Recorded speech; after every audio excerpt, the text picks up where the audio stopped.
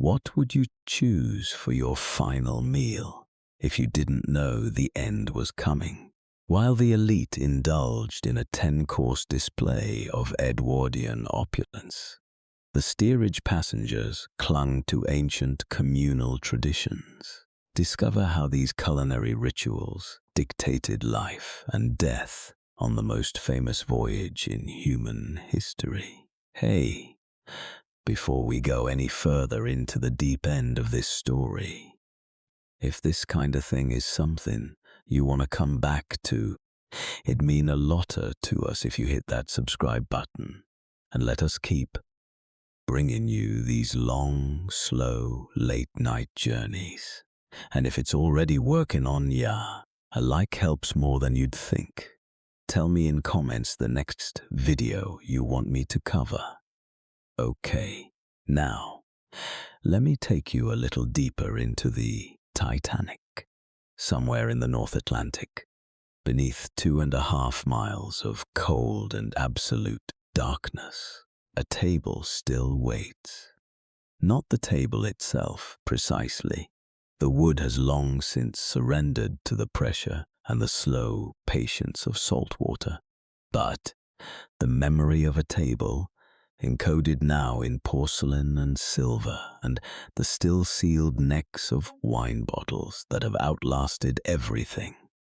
The ship, the century, the voices of everyone who sat and lifted their glasses and felt, without any particular reason to feel otherwise, entirely and unremarkably safe.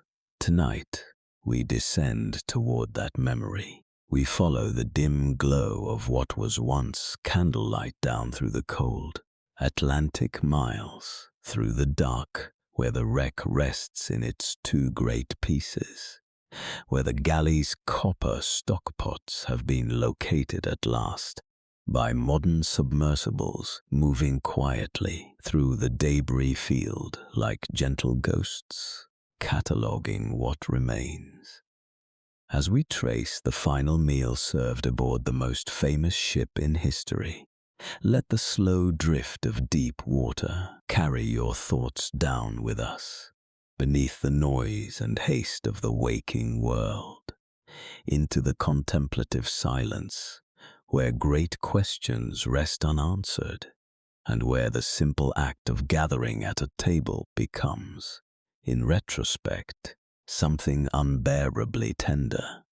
Let the cold and the dark of the deep Atlantic hold you just for tonight, as you drift into a quiet and restorative peace. Close your eyes if you would like. Imagine the descent. Modern submersibles take approximately 2 hours to reach the wreck, traveling slowly through the first few hundred feet of sunlit blue water, through the dimmer, greener layers below where sunlight still enters, but has lost its warmth and its direction, into the twilight zone where almost no light penetrates at all, and the creatures that live there have evolved their own biological luminescence. Those strange cold fires in the dark, and then into the absolute blackness of the Hadal Deep, where the pressure is 413 atmospheres, where the temperature hovers just above freezing, and where, since the morning of April the 15th, 1912, the Titanic has rested in two pieces on the silty bottom, the bow section some quarter of a mile ahead of the stern. Between them, a debris field 3 kilometers long, where everything that was inside the ship, when it broke apart, was scattered across the sea floor like the contents of a great house after an unimaginable disaster. The submersible's lights come on in the dark as it approaches. The wreck emerges first as a shape in the darkness, a mass denser than the water around it, and then as detail, the bow rail, the anchor chains, the windows of the officers' quarters, the great black mouth of the forward funnel opening, and somewhere below the forecastle, on what was once D-deck, in the space that was once the most celebrated dining room afloat on any ocean in the world, the silt has settled over everything, and the memories of 11 courses, and the quiet music of a string quintet, and the clink of crystal glasses in the warm electric light have become part of the absolute silence of the deep. If this kind of slow, immersive history is something you find yourself returning to, the kind that lets you drift rather than demands that you stay awake, then a quiet subscription to this channel or a like on this video means that more of these journeys find their way to you. It costs nothing and takes only a moment, and it helps more than you might imagine. Now, settle in. The water is deep and the story is long. There is something that happens in the final hours of any great thing, a peculiar intensification of the ordinary, as though the universe senses what is coming and briefly illuminates the mundane in a quality of light that seems, only in memory, to have been extraordinary. We do not know, of course, what the light was like in the first-class dining saloon of the RMS Titanic on the evening of April the 14th, 1912. We do not know with any certainty whether it was warm or cool, whether the candles cast long shadows across the white damask tablecloths, or whether the electric lights gave the room the crisp, modern brightness that was one of the ship's celebrated innovations. What we do know is that the room itself was one of the finest dining spaces afloat on any ocean on Earth that night, a fact that would have seemed unremarkable to the 600 or so passengers who dressed for dinner, salted the printed menu cards with their elegant typeface and their long list of courses, and settled in for what they understood to be one more evening of a crossing that was going very well indeed. There had been reports of ice, but the crossing was going well. The sea was extraordinarily calm, glassy in a way that sailors sometimes found unnerving, though they rarely said so to passengers. The stars were extraordinary. It was very cold. The first-class dining saloon occupied D-deck, the width of the ship nearly in its entirety, a room that measured 114 feet in length and stretched to 92 feet across, broad enough to encompass more than 1,000 square meters of the finest White Star Line interior design. The room could seat 554 passengers. Watson arranged at 115 tables, ranging from intimate two-person settings to grand arrangements for 12. It was not a room that announced itself with obvious grandeur, which was, in its way, the most sophisticated thing about it. The Titanic's designers had understood something that the designers of simpler ships had not, that true luxury does not shout, it settles. It offers itself as though it has always been there, as though it could not conceive of being otherwise. The ceiling was reasonably high, but not cathedral vaulting. The walls were panelled in white-painted woodwork, carved in a Jacobean manner that suggested the country houses of the English aristocracy, without directly copying any one of them. The chairs were wide and comfortable in the way that expensive chairs always are. shaped to suggest that the person sitting in them deserves precisely this quality of support and always has.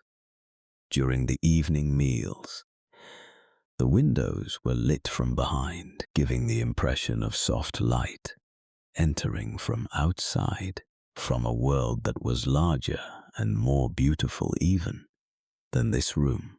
And into this room, on the evening of April the 14th, 1912, came the great and the notable and the merely very wealthy, in their evening clothes, in their pearls and their white waistcoats, carrying their conversations and their names.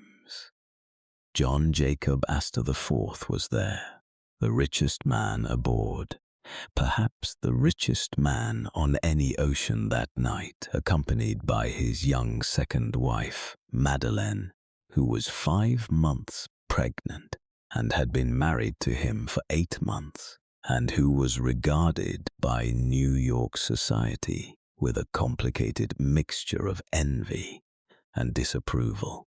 Benjamin Guggenheim was there, the mining heir, accompanied not by his wife but by his mistress, a French singer named Leontine Aubard, a fact that everyone at dinner was far too elegant to acknowledge.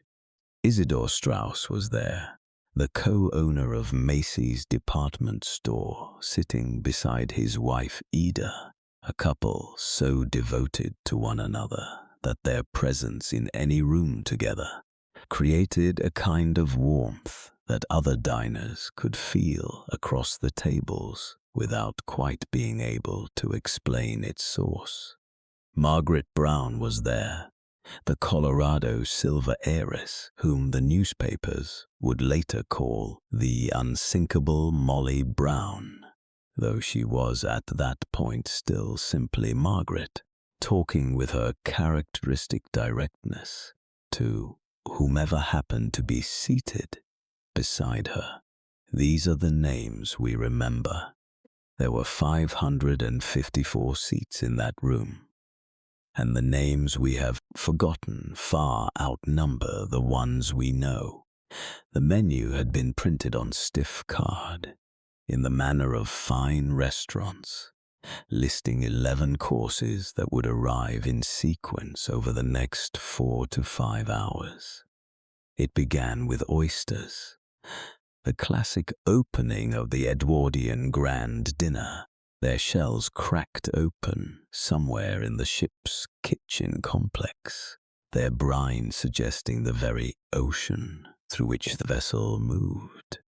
Then consomme Olga, a clear broth named for a Russian princess, its clarity representing a level of kitchen labor that most diners never paused to consider since the transformation of bones and vegetables into a perfectly transparent, intensely flavored liquid requires hours of skimming and straining and careful attention. After the consommé came poached salmon with a mousseline sauce, cool and pale and elaborate, served with thinly sliced cucumber. There were filet mignons, small and precisely cut, prepared in the Lily style, with artichoke hearts and truffles. There was lamb with mint sauce and green pea puree and parmentier potatoes, the potatoes named for Antoine Augustin Parmentier, the French pharmacist who had spent the 18th century convincing the French nation that the humble potato was worth eating, a man whose legacy lived on now in the silver dishes of the finest ocean liner in the world. Between the main courses came the punch romaine, a boozy sorbet made with champagne and rum and the white of an egg, served in a crystal glass to cleanse the palate and provide a brief, effervescent interlude. Roast squab followed, small and dark and fragrant, accompanied by cold asparagus with saffron vinaigrette. There was pâté de foie gras, and celery, and then Waldorf pudding and peaches in chartreuse, jelly and French ice cream, and the small, sweet petits fours that always arrived at the end of such meals, like a gentle editorial comment on the abundance that had preceded them. It is worth pausing here to consider the labor that made this meal possible. The kitchen that served first and second class occupied the same deck as the dining saloon, an enormous complex that included serving pantries, a dedicated butcher shop, a bakery, a vegetable kitchen, specialized rooms for silver and china, rooms for wine and beer and oysters, and storage bins for the coal that fueled the 19 ovens, cooking tops, ranges, and roasters that burned through the crossing. The floors of the main galley were covered with grooved tile, laid specifically to provide sure footing in the shifting heat of a working kitchen at sea. The copper stockpots were large enough that a person could sit inside one. The entire operation ran continuously, producing more than 6,000 meals every day, breakfast and luncheon and dinner for all 3 classes, across a ship that was carrying more than 2,000 people. The workers in those kitchens, the vegetable cooks who prepared nothing but vegetables, the pastry cooks who produced the petits fours and the puddings and the chartreuse jellies, the scullery workers who existed below even the hierarchy of cooks, did not dine on filet mignon. They ate simple meals quickly in the spaces between service. Consider for a moment the man who prepared those filet mignons. We do not know his name.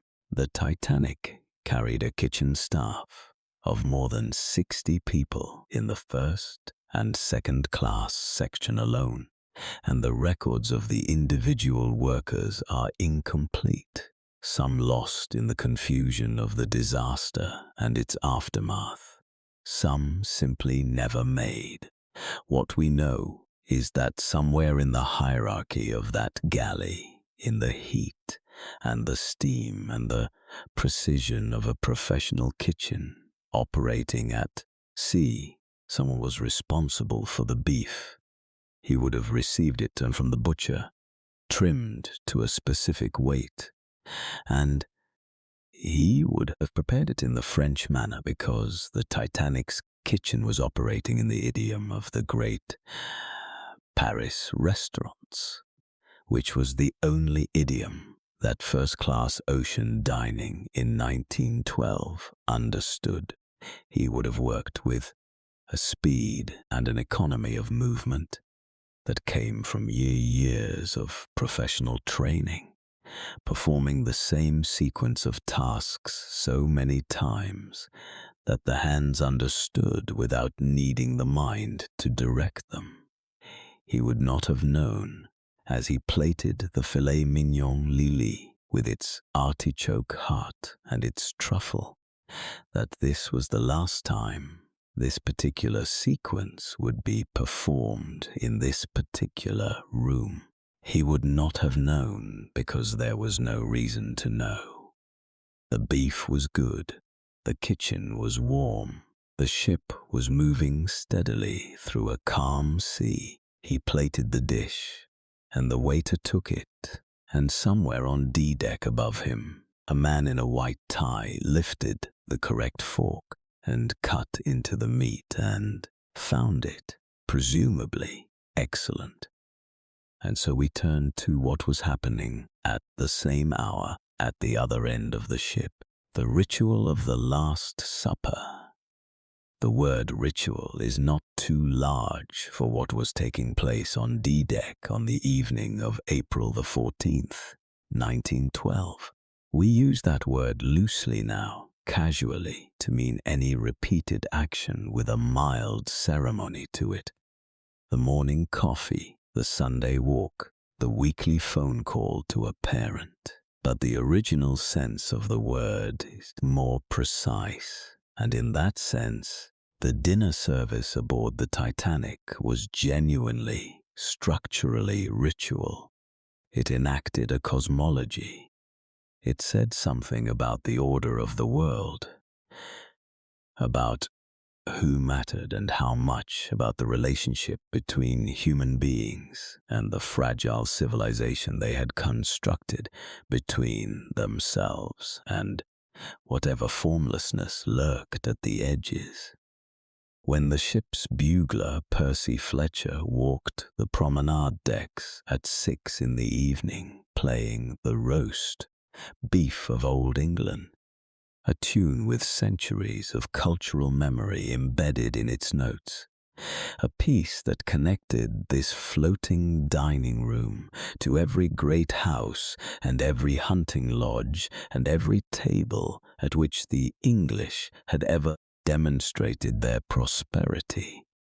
He was doing something more than announcing dinner. He was marking a threshold. On one side of that bugle call was the afternoon, informal and unstructured. On the other side was the evening, which required transformation, the dressing, the choosing of jewels, the consulting of seating arrangements, the careful navigation of who should speak to whom, and in what order, and with what degree of deference. The Edwardian seating chart was not a casual document. It was, in its way, a philosophical statement about human hierarchy, rendered in the language of spatial arrangement and the sequence of conversation. The host, in this case the captain's table, though most diners were seated at tables assigned according to the class of their cabin and the judgment of the ship's social secretary, determined who sat nearest to whom, and proximity to power was itself a form of power, legible to every person in the room. This understanding is ancient. It predates the Edwardian dining room by several thousand years. In the drinking parties of classical Athens, the symposia that took place in the formal male dining room, called the andron, the arrangement of couches against the walls, carried the same weight of social meaning. The host occupied a specific position, and the guests were arranged around the room in a sequence that everyone understood as a map of their standing. The men reclined on their left elbows on low, cushioned beds, each with its own small table, their right hands free to eat and drink, their positions against the wall, encoding their relationship to the host and to one another. The most honored guest occupied the couch nearest the host. The arrangement was not accidental. It was carefully considered, and every person who entered the andron read it immediately, as one reads a sentence in a familiar language. There is a passage in Plato's Symposium, one of the most celebrated documents of the ancient world, which takes its name from exactly this kind of gathering, where Socrates arrives at a dinner party dressed uncharacteristically, in clean clothes and sandals, having stopped to bathe before coming, which was not his usual habit. He is teased about this by the host, the poet Agathon, who asks whether he has come dressed in his best for the occasion. The exchange is funny and fond, but it also illustrates something that was as true in Athens in the 5th century before Christ as it was in the first-class dining saloon of the Titanic, that what one wore to a dinner, how one presented oneself, how one carried one's body through the threshold between the outside world and The ceremonial space of the shared meal was a statement. It was a form of participation in the ritual of mutual recognition, the collective agreement that said, "We are gathered here. We have made ourselves ready for gathering. We acknowledge one another as the kind of people who do this kind of thing." The symposia of ancient Athens were, like the Edwardian dinner, structured events with a precise internal sequence. The meal itself was the deipnon, followed by the symposium proper, the drinking party, in which the wine was mixed in large ceramic craters with water in proportions that the host specified, and the garlands were distributed, and the conversation, or the entertainment, which might include flute girls, or acrobats, or philosophical discussion, or all three, began in earnest.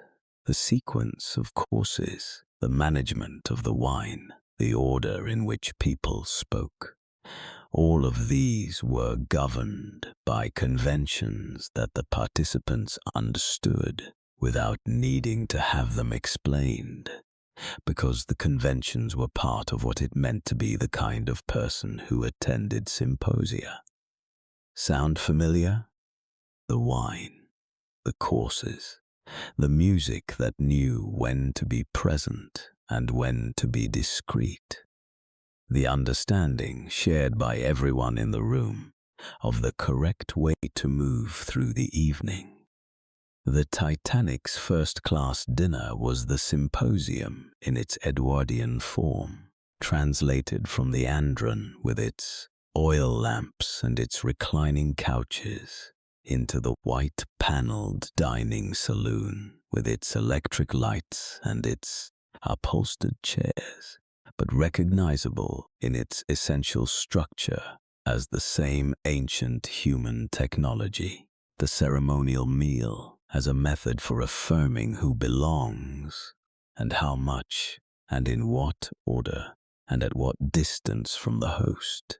What persists across those 2,500 years, from the andron of an Athenian citizen to the first-class saloon of the Titanic, is not merely the luxury or the formality, but the fundamental belief that where one sits at a table says something essential about who one is. The Edwardian dinner table had refined this belief to an extraordinary pitch of precision. There were published guides, thick volumes with titles like The Book of Correct Social Usage, that devoted entire chapters to the correct precedence of guests at table, specifying not only who should enter the room, before whom, but which direction the conversation should flow first, and when it was permissible to address someone across the table rather than to one's immediate neighbors, and what the precise angle of the body toward the person on one's left signified in comparison to the same angle toward the person on one's right. These were not trivial concerns. In a society where social standing was the primary currency of daily life, and where the wrong gesture or the misplaced word could close a door that had taken generations to open, the dinner table was a place where one's entire position in the social order was rehearsed and affirmed with every bite and every bow of the head. And so the first-class passengers of the Titanic, on the evening of April the 14th, were doing something that human beings had been doing for millennia. They were performing their place in the world. They were confirming, through the ritual of the elaborate meal, that they were the kind of people who ate elaborate meals, who knew which fork to use for the fish and which for the entree, who understood when to redirect a conversation and when to allow it to dissolve naturally into the general hum of the room. They were enacting civilization, and the music was there to accompany the enactment. Wallace Hartley, the 33-year-old bandmaster from Colne in Lancashire, had been recruited by the White Star Line specifically for this crossing, specifically to provide the oral backdrop against which civilization could perform itself. He was a slight man with an unremarkable face and a precise, earnest quality to his musicianship that had brought him work on various liners before this one. He led the larger quintet group, performing in the first-class saloon during mealtimes, in what was described as a discreet, palm court style. The music present but not intrusive, audible but not demanding. A sound environment that suggested refinement without insisting upon it. The previous Sunday evening, the night of the 14th, had concluded with the quintet performing works by Puccini and Dvorak, ending around 11 in the evening with tales of Hoffmann, the opera whose central characters are consumed by their own romantic illusions, a choice that seems, from where we stand, tinged with an irony that no one in the room could possibly have felt at the time. The music stopped at 11. The ice was struck at 20 minutes past that hour. There is an irony in the juxtaposition that requires no embellishment. The polished performance of civilized dining, the quiet palm court waltzes, the careful unfolding of 11 courses, the choosing of wines to accompany each, all of this took place while, outside and above, the black North Atlantic night moved past at 22.5 knots. The temperature of the water around the hull somewhere just above freezing, the lookouts in the crow's nest scanning a horizon that was perfectly, disconcertingly still. Not a breath of wind. The sea so calm that the surface reflected starlight without a ripple, which meant that when Frederick Fleet in the crow's nest finally saw the dark shape ahead, he saw it without the assistance of the white foam that a moving sea would have thrown up at the base of the ice. The sea's extraordinary stillness, which had made the crossing so comfortable, had also made the iceberg nearly invisible until it was almost too late to matter. Below, the second seating of dinner was still in progress. The sorbet had come and gone. The roast squab had arrived. Someone was telling an amusing story about something that had happened in Newport. Someone else was comparing the Titanic favorably to the Mauretania. The waiters moved between the tables in the unhurried, practiced way of people who do a precise and difficult thing so many times that it begins to resemble something effortless. The candles, or the lights behind the windows, we cannot be certain, lit the faces at the tables with the particular warmth that makes any dinner, however ordinary, seem in memory to have been something more. And somewhere in the spaces between all of this, the thing was happening that would make all of this, in retrospect, the last thing of its kind that would ever be. But there is more to consider. In the decks below, where the copper pots of the galley contained a different story entirely. Below the first-class saloon, accessed by a different staircase, eating at different hours, in different quantities, from different vessels, with different expectations of what a meal meant and what it owed them, were the more than 1,000 third-class passengers who occupied the forward and aft sections of the lower decks.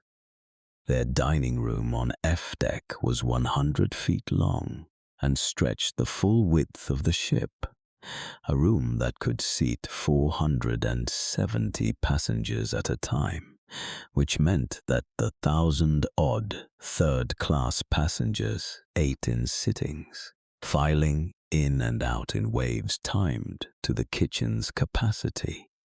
The kitchen that served them was small, a detail that the Titanic specifications made embarrassingly clear, since the first-class Turkish bath, which served perhaps a dozen people at any given time, occupied more square footage than the galley that fed 1,000, and the meals that emerged from it were simple and substantial. Vegetable soup, roast pork with sage and onions, boiled potatoes, currant buns, bread baked fresh that morning, plum pudding. These were honest meals. They were, for many of the passengers eating them, better meals than they ate at home, where the combined weight of poverty and limited fuel and the sheer difficulty of cooking for a large family in a small space made such things as fresh baked bread and roast pork with sage a rare luxury rather than a routine one. The third-class dining room had provided, for many of its passengers, a brief and pleasant elevation of daily experience. The tablecloths were white, the bread was hot, the pork was seasoned with actual sage. Imagine a woman, we will call her only by her nationality, because her name is lost, and she was one of the many Irish emigrants who had boarded at Queenstown 2 days earlier, stepping from the small tenders that brought them out to the great ship, anchored in the harbour, because the harbour itself was too shallow for the Titanic's keel.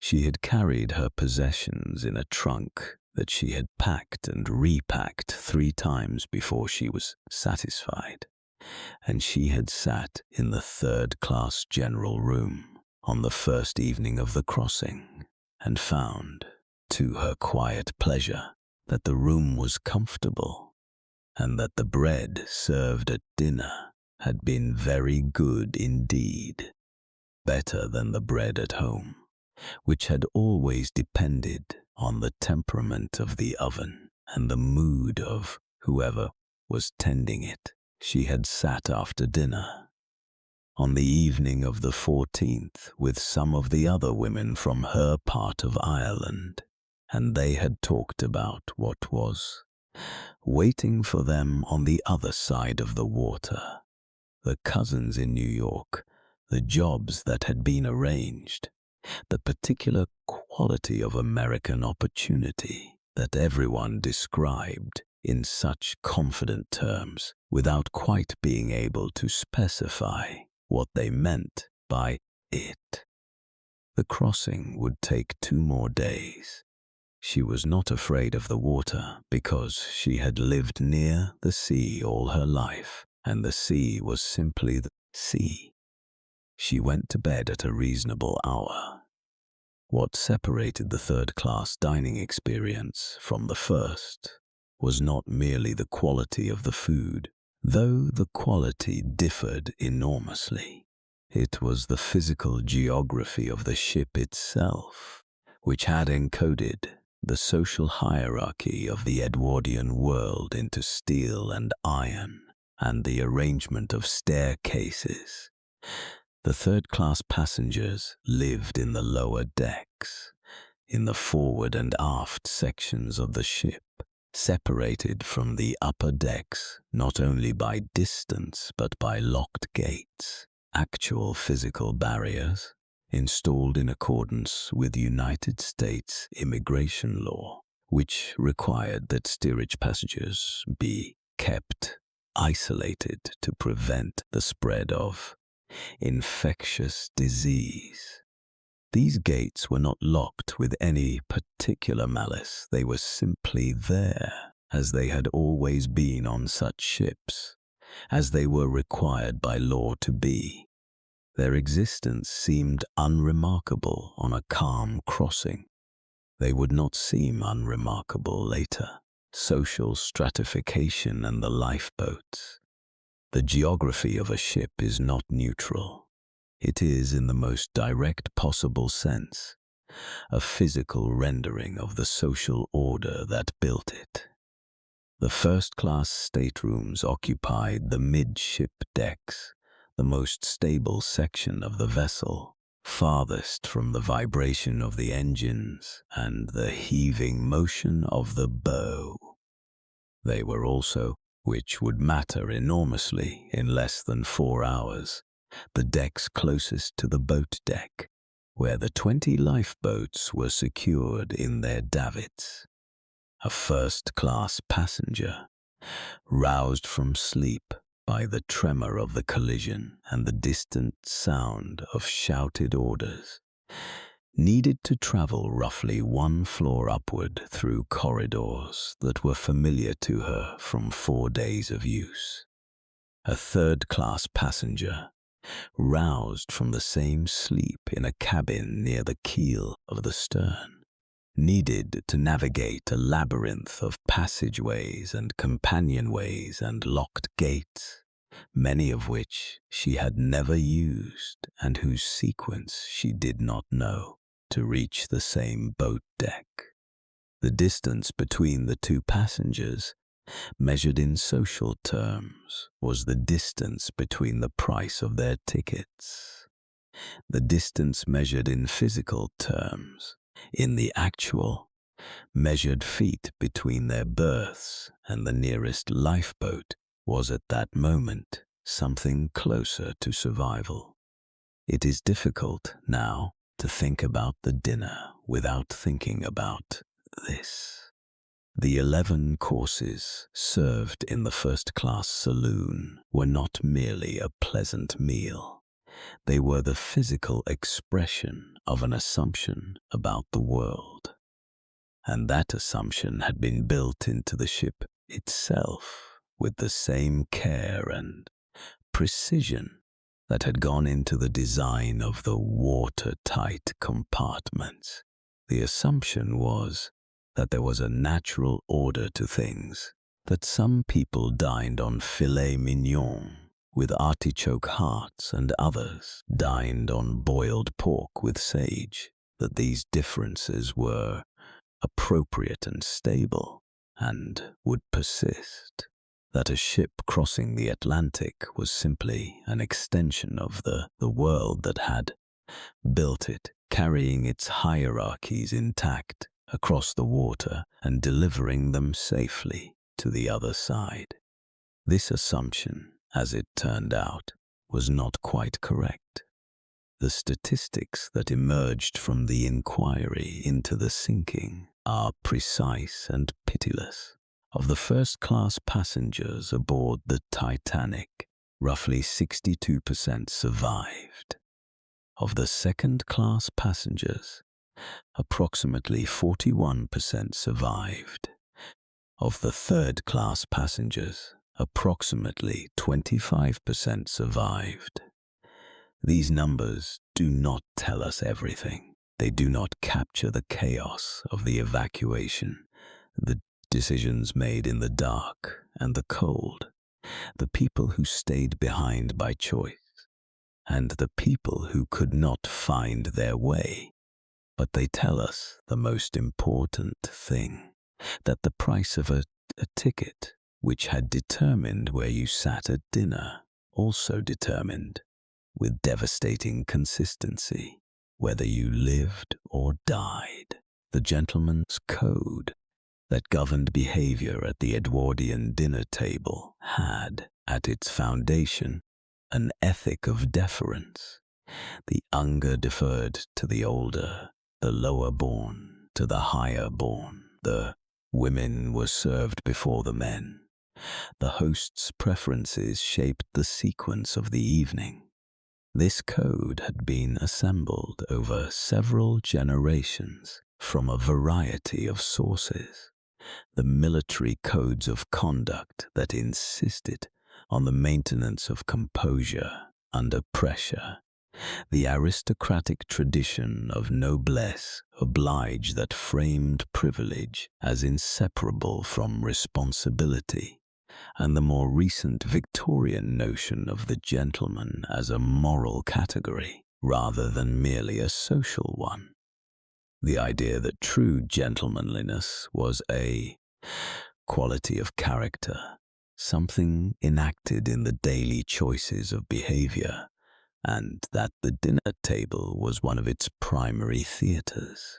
The table manners books of the late Victorian and Edwardian period returned again and again to this theme, that how one ate was a reflection of how one lived, that the ability to navigate a formal dinner with grace and consideration for others was evidence of a certain kind of inner order and self-command.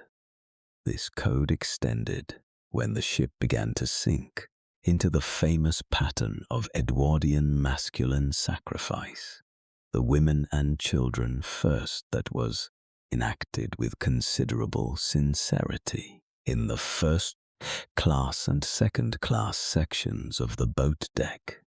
Benjamin Guggenheim, the mining heir who had been dining in the first-class saloon some hours earlier, changed out of his life vest and into his evening clothes as the situation became clearly terminal, and was reported to have said, with a composure that remained startling even at this distance, that he was prepared to go down like a gentleman.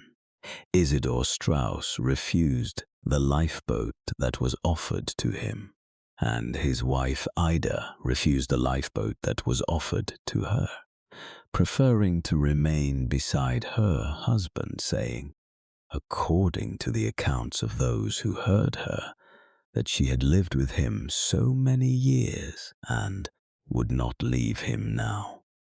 These gestures of devotion and resignation were real.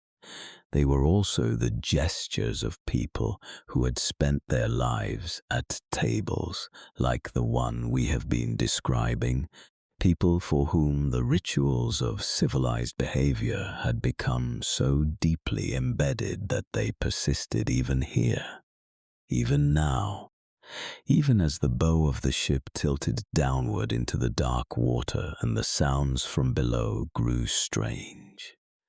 It is worth noting, with some care, that the gentleman's code also served as a convenient framework for a social order that benefited those who made the rules. The insistence on calm, on deference, on the maintenance of form in the face of chaos. These were virtues that operated differently depending on whether one was in a first-class stateroom 1 floor below the boat deck or in a third-class berth 5 floors below it. The calm that a first-class gentleman exercised while waiting for his turn at the lifeboat was a measured calm. He could see the boat deck. He could see the lifeboat. He knew that his turn would come. The calm that a third-class passenger was implicitly expected to maintain while finding a way through locked gates and unfamiliar corridors to a deck she had never visited was a different kind of calm entirely, one that the code had not quite accounted for. In the third-class section of the ship, the primal survival instincts that the first-class passengers had suppressed behind their white ties and their 11-course dinners were somewhat less suppressed. This was not a moral failure. It was a rational response to a different set of circumstances. The Third-class passengers were not surrounded by stewards guiding them to orderly queues. They were not near the lifeboats. They were separated from the lifeboats by gates that had been locked as a matter of routine, and that were not, for a considerable period after the collision, systematically opened. Some were opened by crew members who understood the urgency. Some were not opened until very late. Some passengers broke through them. The inquiry into the disaster reached the careful conclusion that the difference in survival rates between the classes was not due to conscious policy, but rather to the behavior of passengers and the geometry of the ship. This conclusion is, in its way, accurate. It is also, in another way, a description of a system that had already made all the important decisions long before the iceberg appeared. The meal, then, was not merely a meal. The position of the table was not merely a convenience. The route from the dining room to the deck was not merely an architectural feature. Each of these things was a decision made years or decades before the night in question, about who mattered and how much, and those decisions were tested on the night of April the 14th in a manner that their makers had not intended and would never, in any other circumstance, have been forced to confront. The bridge from the refined etiquette of the table to the primal arithmetic of survival was shorter than anyone had imagined. It was, in fact, exactly the distance between D-deck and the boat deck above it. Recent structural surveys of the wreck site have located, in the vicinity of what was once the third-class aft dining area, evidence of the catastrophic structural failures that accompanied the ship's final moments. The aft section of the third-class dining room was caught in the great tearing apart of the ship's hull as the stern rose and the vessel broke in two. The event that happened somewhere between 2 and 2:17 in the morning, when the stresses on the hull became greater than the steel could bear. The galley and pantry aft were lost entirely to the debris field. What remains of the forward dining room has almost certainly been crushed by the weight of the decks above it. The room that served hot bread and roast pork to 1,000 passengers on the last night of the voyage exists now only as an absence in the wreck's geography, an emptiness catalogued by remote vehicles that move through the debris field with their lights, counting what is there and noting with care what is not. Echoes in the abyss. There is something almost inexplicable about the porcelain in the debris field that stretches across the seafloor between the two main sections of the wreck, an area that is sometimes called the artifact field, a term that manages to be both clinical and profound. The dishware of the Titanic lies scattered across the silt in concentrations that marine archaeologists have mapped with increasing precision over the decades since the wreck was found. The china did not survive because it was strong. Porcelain is brittle. A teacup dropped on a stone floor will shatter. But the qualities that make porcelain fragile in our world, its density, its non-porous surface, its resistance to biological degradation, make it nearly indestructible in the particular chemistry of the deep Atlantic seafloor. The metal rusts, the wood dissolves, the fabric disappears in the cold water column.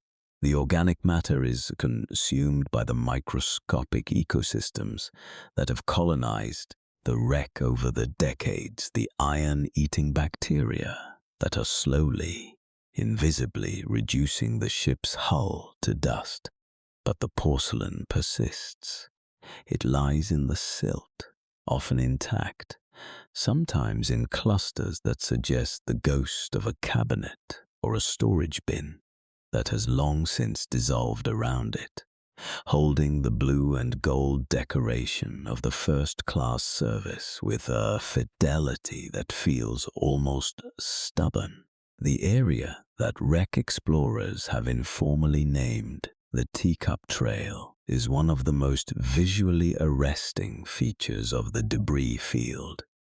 A scattering of fine porcelain cups and saucers from the first-class service that lies across the silt in a line that follows the trajectory of some long ago dispersal event. Perhaps the moment the stern section hit the seafloor and the contents of an unsecured storage pantry were expelled in a great slow cloud through the cold, dark water, settling in the pattern we find now.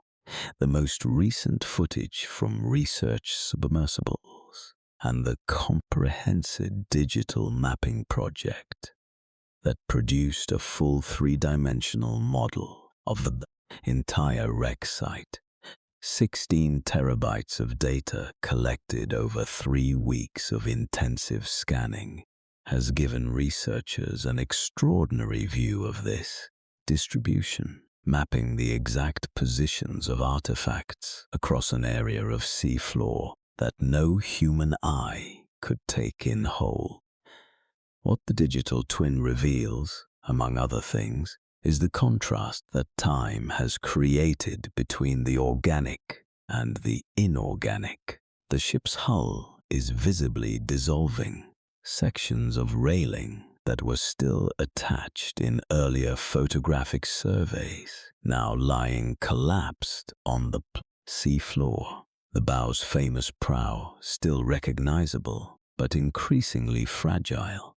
The railings along the stern section falling away in recent years at an accelerating rate as the bacterial communities and the pressure and the salt complete their slow erasure. Against this backdrop of dissolution, the porcelain remains essentially unaltered. The teacups from the first-class service are still, in many cases, white. The cobalt blue and gold decoration described on the pieces recovered from the wreck, the pattern sometimes called the millionaire's service, believed to have been used at the captain's table or for particularly elite gatherings, is still legible. The cups and saucers from which coffee was poured on the last evening of the voyage are more durable, in their peculiar way, than the ship that carried them.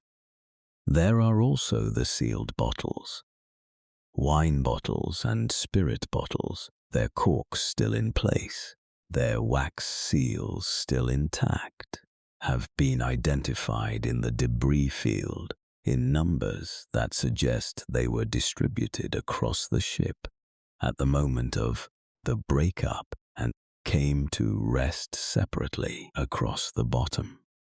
These bottles have been the subject of considerable scientific interest, not only because of what they might contain, but because of what they represent.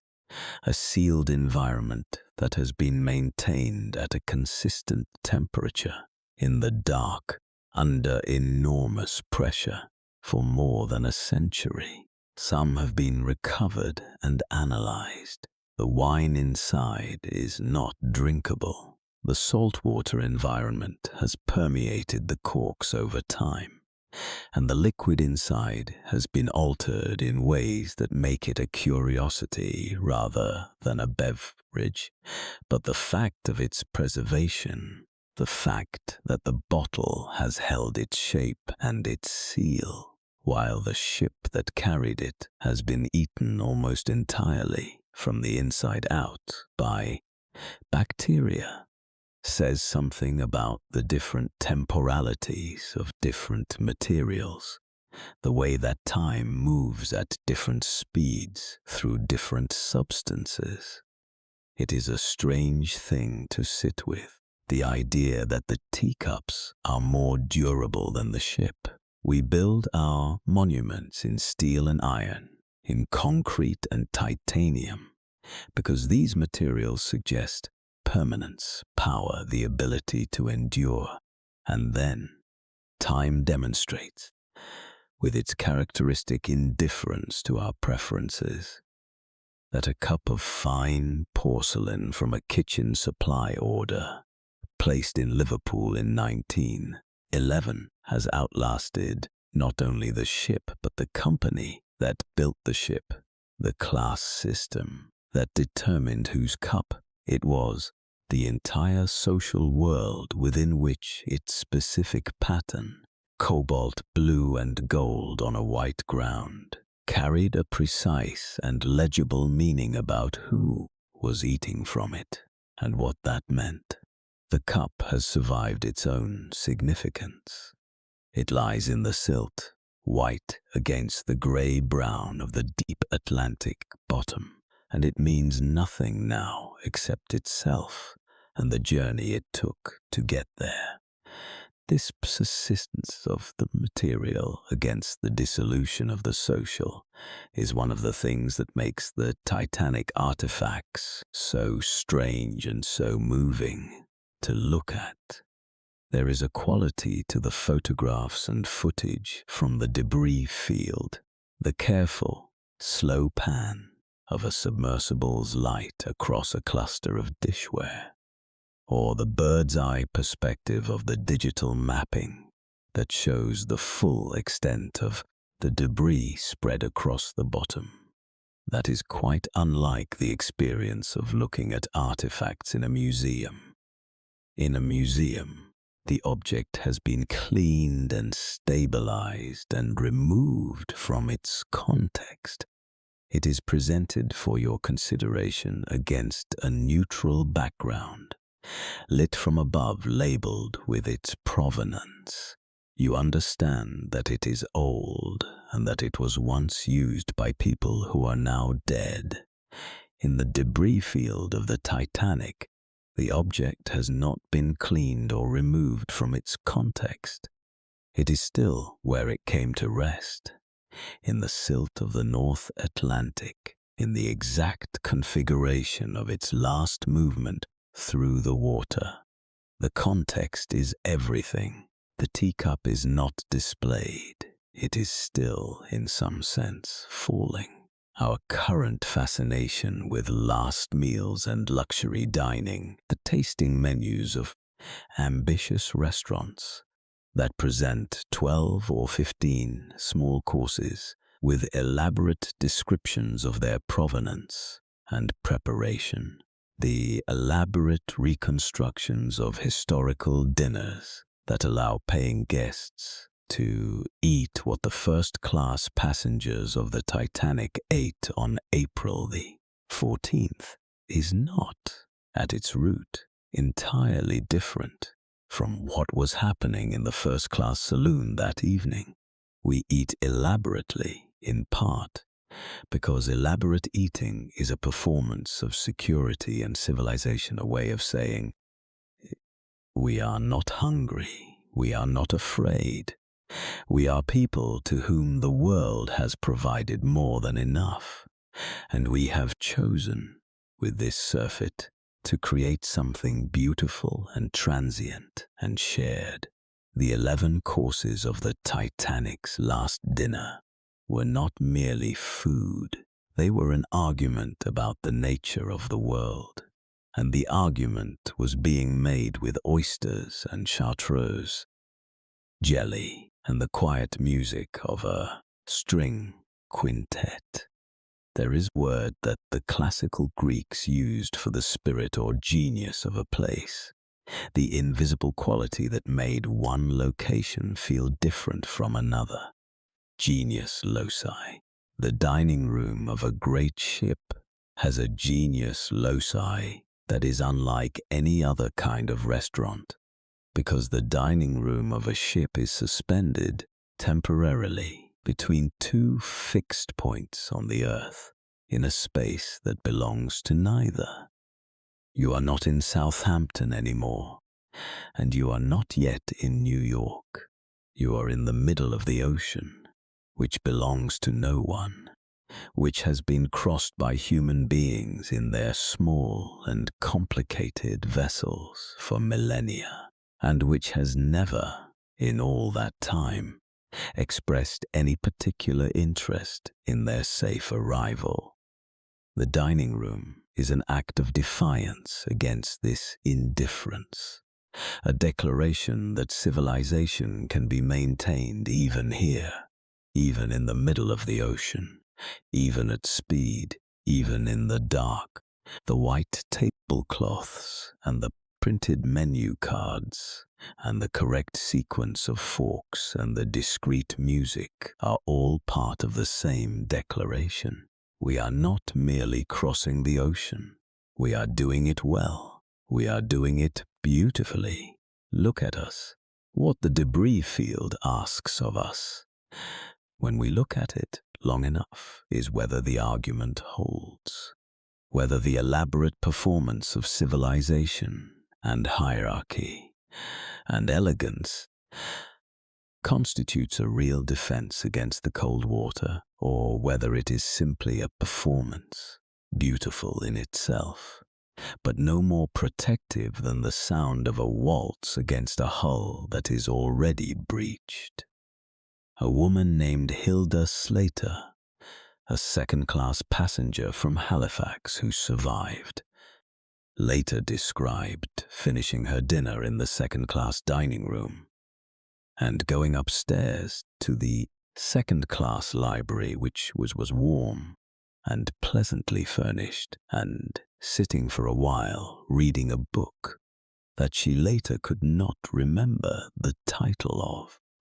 She remembered the texture of the chair and the quality of the light, and the comfortable feeling of having eaten well. She went to bed at a reasonable hour. She was awakened by a strange sound and by the ship's absence of motion. The absence, she said, of the vibration that had become, in 4 days, the background of everything. The constant trembling of the engines that she had stopped noticing. The absence of that vibration was the first sign. The ship was too still. She lay in her bunk for a moment, listening to the new stillness, and then she got up and put on her coat and found the corridor and went upstairs, because something about the quality of that stillness made her feel that upstairs was the correct direction. A woman named Hilda Slater, a second-class passenger from Halifax, who survived, later described finishing her dinner in the second-class dining room and going upstairs to the second-class library, which was warm and pleasantly furnished, and sitting for a while reading a book that she later could not remember the title of. She remembered the texture of the chair and the quality of the light and the comfortable feeling of having eaten well. She went to bed at a reasonable hour. She was awakened by a strange sound and by the ship's absence of motion. The absence, she said, of the vibration that had become in 4 days the background of everything. The constant trembling of the engines that she had stopped noticing. The absence of that vibration was the first sign. The ship was too still.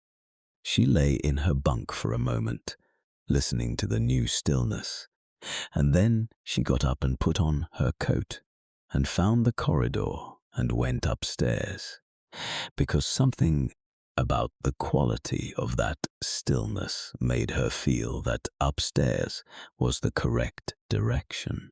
She was one of the 41% of second-class passengers who survived.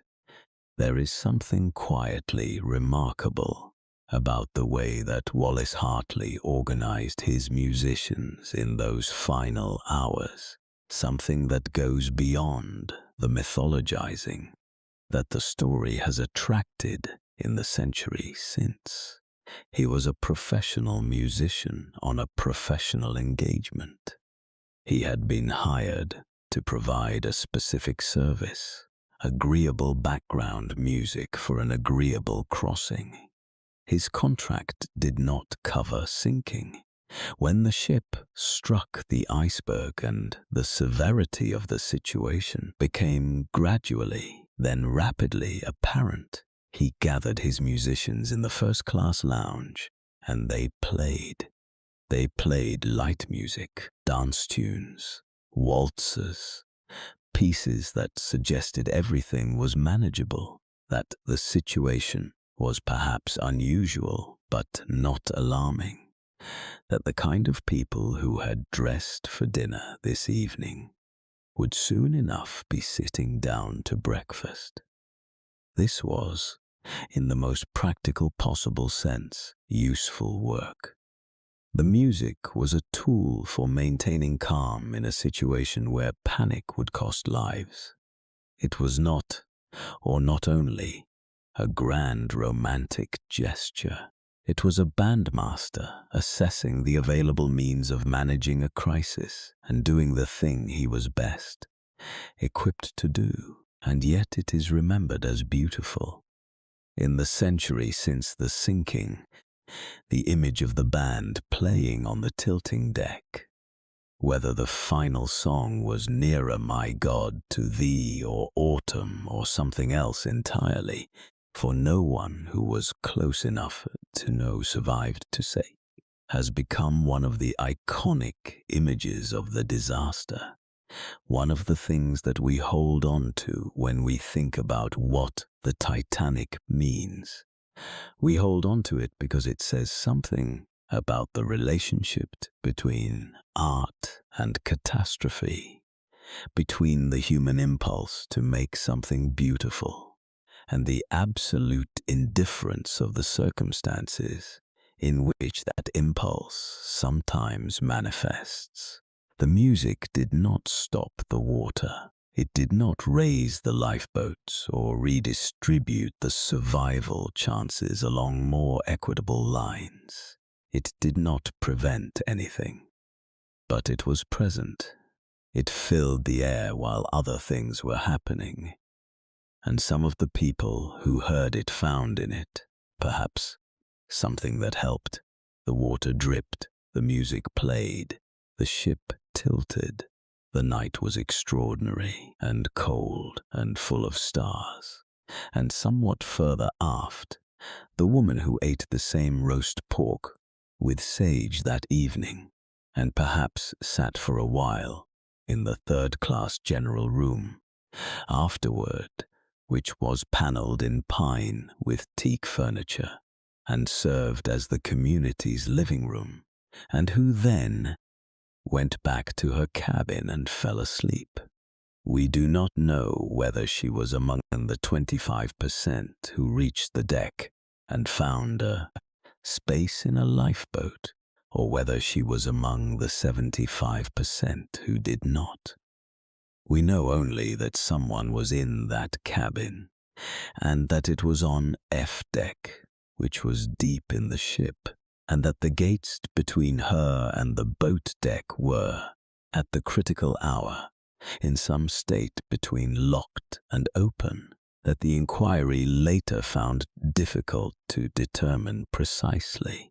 The meal she ate that evening was honest and warm, and better than many meals she had eaten at home. We should hold that thought alongside all the others. And yet beneath this surface of statistics and stratigraphies, and the cold arithmetic of survival rates, There is something else that the debris field is quietly saying. It is saying that the categories we use to organize the living, the classes, the seating charts, the sequences of courses, the specific patterns on the china that indicated which table you sat at, dissolve in the water with everything else. The teacup trail does not preserve a hierarchy. It preserves a fact that cups were carried on this ship, and that the ship went down, and that the cups came to rest here in this pattern on this part of the seafloor. The cups from the millionaire's service lie in the silt beside pieces of third-class earthenware decorated with a simple blue floral pattern, close enough that a submersible's light illuminates them together. They have been neighbors on the bottom for more than 100 years. Whatever distinguished them in life has, in this place, been set aside. There is a tenderness in that, if you allow yourself to feel it. The water does not discriminate. The deep Atlantic, which has kept its secrets with such thoroughness that it took more than 70 years to find.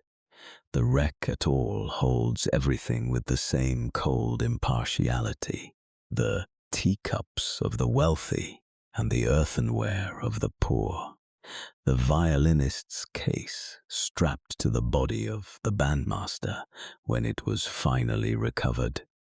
The shoes that Robert Ballard saw on his first visit to the wreck in 1985. The pairs of shoes that lay together in the silt, without feet inside them, marking the places where people had been and the deep-sea organisms had done their necessary work, and the shoes had been left behind because shoes, like porcelain, resist the eating of the sea. He stood, or floated rather, inside his submersible and looked at those shoes, and he did not continue with the survey. He asked the crew to stop for a moment, and they held a small memorial service in the dark above the wreck for everyone who had gone down with it, and then they went back to work. It is worth pausing here very briefly to consider what it means that we still go there. Decade after decade, expedition after expedition, the wreck draws researchers and film crews and billionaires willing to pay enormous sums for a few hours in a submersible above the debris field. The Magellan Mapping Project spent 3 weeks collecting 16 terabytes of data in order to produce a complete 3-dimensional rendering of the site. The largest underwater 3-dimensional scan ever attempted, amounting to the hard drive equivalent of 6 million e-books. James Cameron, who made the most commercially successful film version of the sinking, has dived to the wreck more times than almost anyone alive. There is a quality to this repeated return that is itself a kind of ritual, a secular pilgrimage to the site of a moment that has become, in the century since it happened, one of the defining events of the modern imagination. We return because the wreck says something that we have not yet finished understanding, something about the relationship between human ambition and natural indifference, between the elaborate civilizations we construct and the cold water that waits beneath them, patient and absolute. The 3-dimensional digital twin of the wreck, assembled from those 16 terabytes of scanning data, has revealed details that no single dive could have captured, because the human eye, inside a submersible with a 6-inch viewport, can see only what is immediately in front of it, in the narrow cone of the vehicle's lights. The digital model gives a view that no one alive has ever had of the ship in its complete state, not the passengers who sailed on it and saw only the portions of the vessel they had reason to visit, not the crew who knew its working spaces but could not see the whole, not the explorers who have visited it over 4 decades and seen it always in pieces, section by section, lit by their small lights against the vast dark. The digital twin allows a kind of vision that is fundamentally new. The whole ship at once, spread across the bottom in its 2 sections, the debris field extending between and around them in the pattern of its dispersal, every artifact in its mapped position, every section of hull in its current state of dissolution.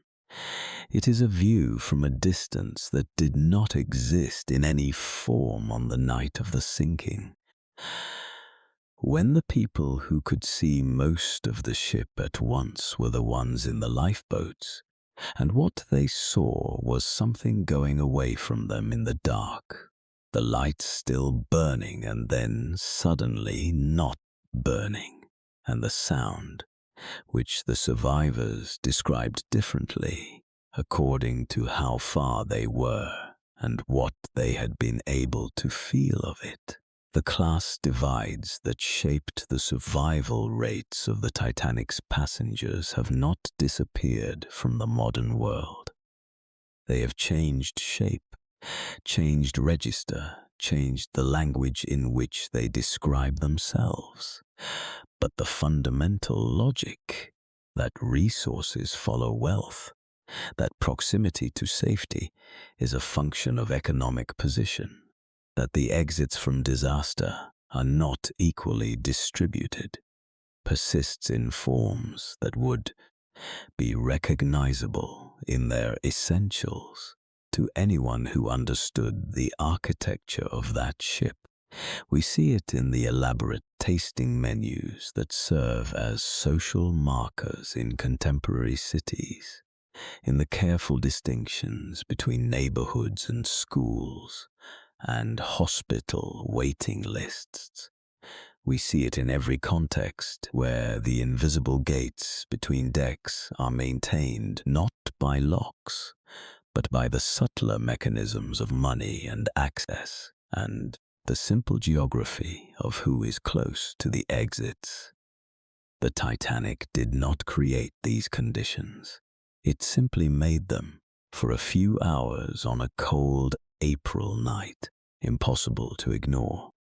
Restaurants around the world mark the anniversary of the sinking with recreations of the first-class menu, offering the oysters and the consommé and the filet mignon and the punch romaine to diners who eat in warm rooms with no intention of sinking, and who find in the elaborate sequence of courses something that the original diners could not have known they were creating: a document, a record, a last testament preserved in a menu card, and the memories of those who survived, to the way a certain kind of society understood itself, and ate and listened to music on the last evening of its unquestioned certainty.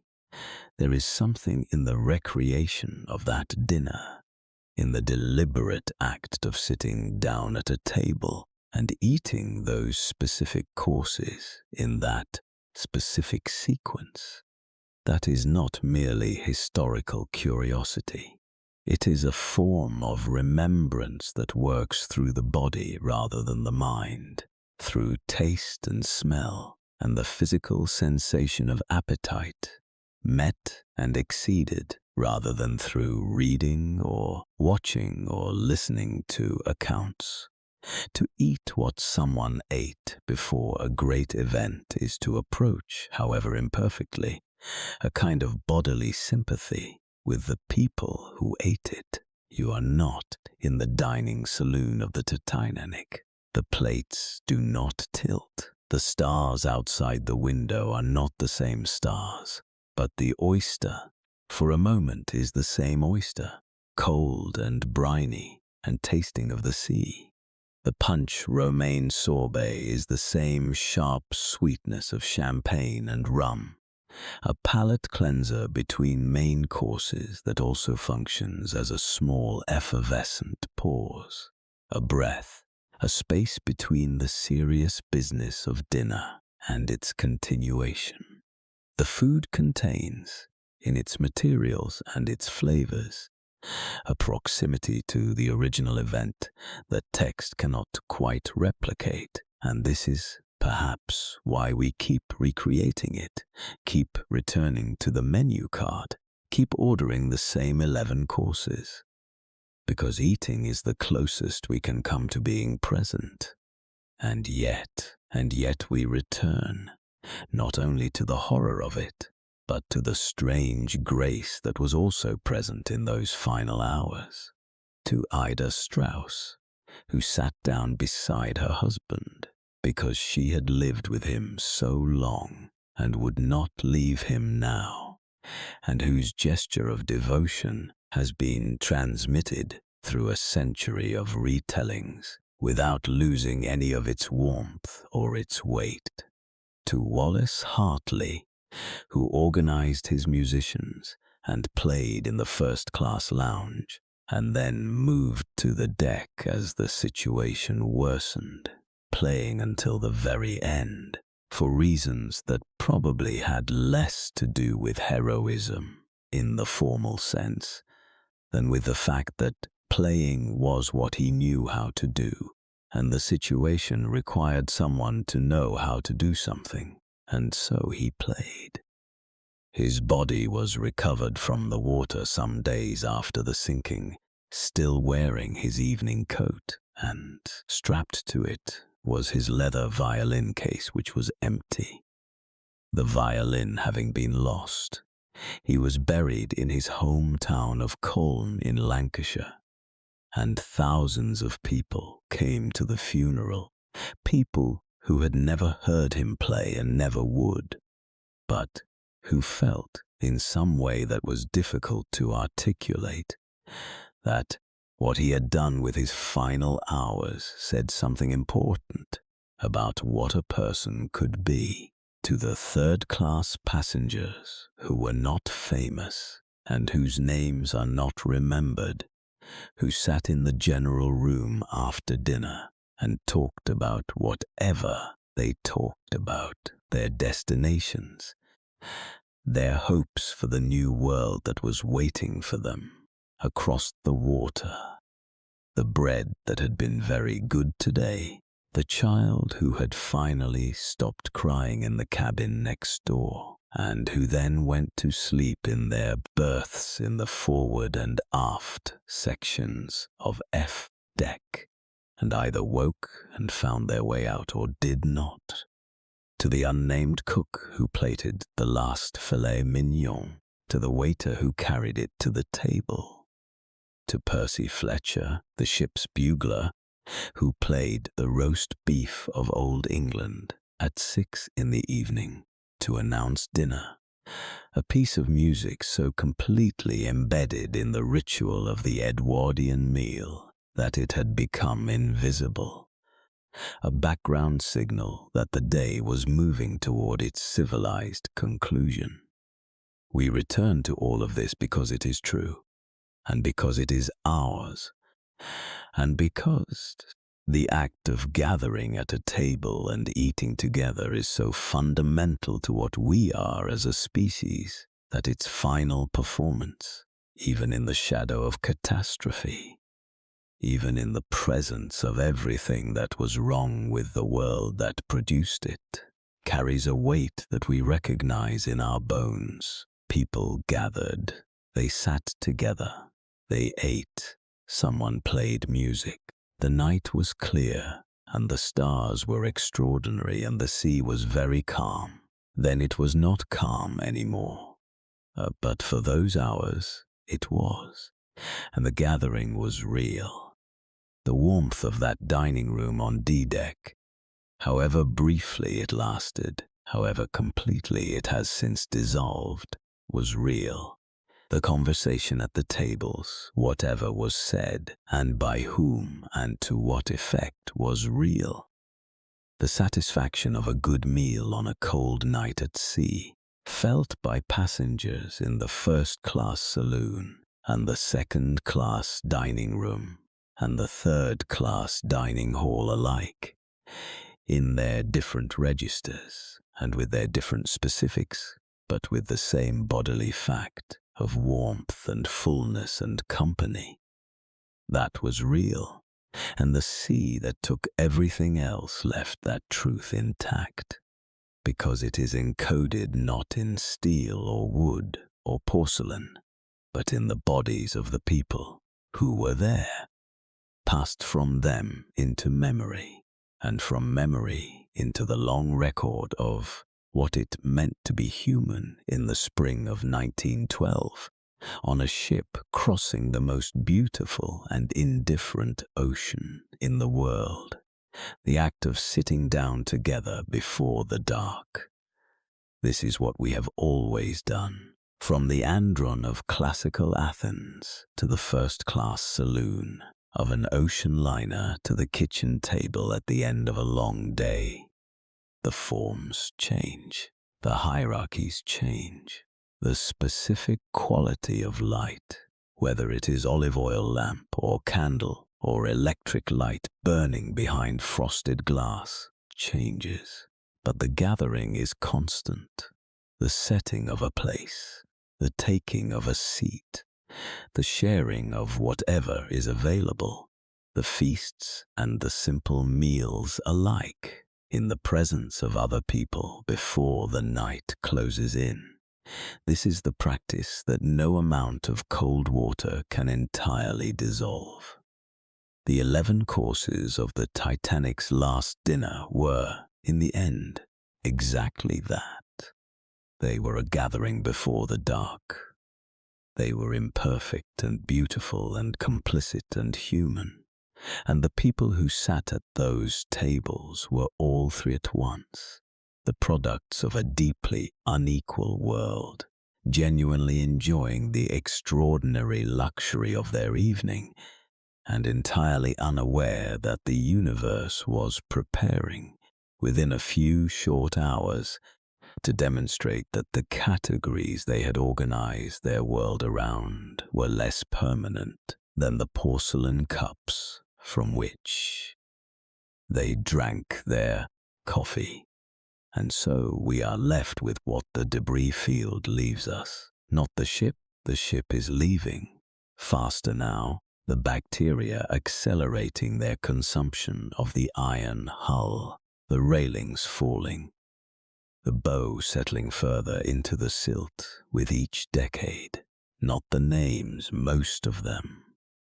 Time has done what time does to the names of ordinary people caught in extraordinary events, returning them to the silence from which they briefly emerged.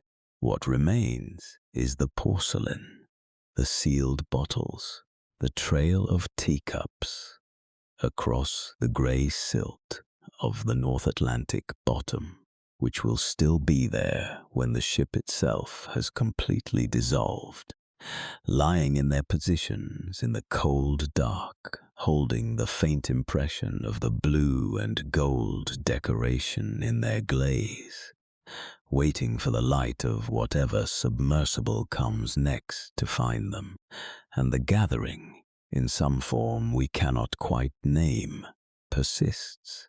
The menus were different. The tables were different. The music that accompanied the meal was different for the first-class passengers than it was for the third-class passengers who had no musicians assigned to their dining room.